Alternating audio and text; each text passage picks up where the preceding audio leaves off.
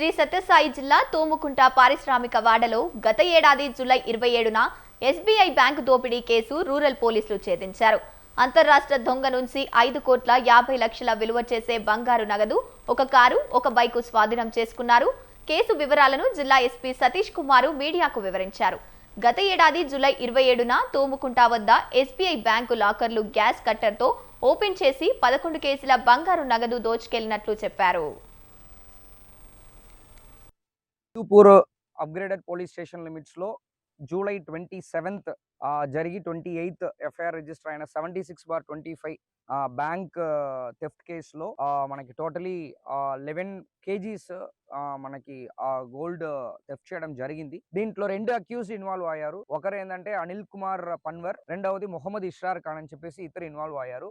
దీంట్లో అనిల్ కుమార్ పన్వారు హర్యానాకు చెందిన వ్యక్తి. అదేవిధంగా మన మొహమ్మద్ ఇష్రార్ ఖాన్ రాజస్థాన్ కరౌలీ డిస్ట్రిక్ట్ చెందిన వ్యక్తి. ఇతరు కూడా రెగ్యులర్ అఫెండర్స్. ఈ అనిల్ కుమార్ పన్వార్ పైన 14 కేసులు, మొహమ్మద్ ఇష్రార్ ఖాన్ పైన కూడా ఒక 4-5 కేసెస్ ఉంది. యాక్చువల్లీ మొహమ్మద్ ఇష్రార్ ఖాన్ అనే వ్యక్తి బైక్ అఫెండర్. వీళ్ళందరూ కూడా కలిసి కోయంబత్తూరు జైల్లో కలిసి ఉండడం జరిగింది.